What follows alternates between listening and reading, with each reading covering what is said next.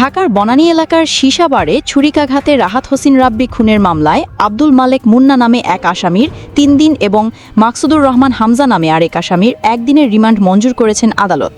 শনিবার Dhaka metropolitan magistrate Israt Jennifer Zerin শুনানি শেষে এ আদেশ দেন। এদিন মামলার তদন্ত কর্মকর্তা বনানী থানার এসআই মোহাম্মদ আমজাদ শেখ আসামিদের আদালতে হাজির করে জিজ্ঞাসাবাদের জন্য ১০ দিন করে রিমান্ড চেয়ে আবেদন করেন। আসামিদের পক্ষে তাদের আইনজীবী মোহাম্মদ ওসমান গনি রিমান্ড বাতিল চেয়ে জামিন আবেদন করেন। বাদীপক্ষের আইনজীবী রেজাউল হক এর বিরোধিতা করেন। শুনানি শেষে আদালত আদেশ দেন। আদালতে বনানী থানার আদালতের প্রসিকিউশন বিভাগের এসআই মুখতার হোসেন এ তথ্য নিশ্চিত করেন। এর আগে শুক্রবার কুমিল্লার বরুড়া থেকে তাদের গ্রেফতার করে র্যাব। বৃহস্পতিবার ভোর ৫:৩০টার দিকে ৩৬০ ডিগ্রি নামের ওই সীসাবার থেকে নামার সময় ভবনের সিঁড়িতে রাহাত হোসেন রাব্বিকে ছুরিকাঘাত করা হয়। গুরুতর আহত অবস্থায় রাব্বিকে হাসপাতালে নেওয়া হলে চিকিৎসক তাকে মৃত ঘোষণা করেন। ঘটনাস্থলের সিসিটিভির ফুটেজে দেখা গেছে রাব্বি সিঁড়ি দিয়ে নামার সময় প্রথমে ৩ জন তাকে ঘিরে ধরে।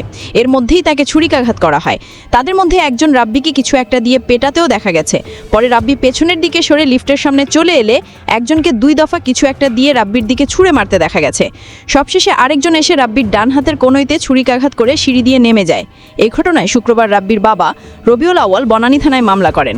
শুক্রবার মীর হোসেন, ফজলে রাব্বি, সাব্বির আহমেদ সুমন এবং আরাফাত ইসলাম ফাহিমকে কারাগারে পাঠানো হয়েছে। প্রতিদিনের ডাক নিউজ ডেস্ক।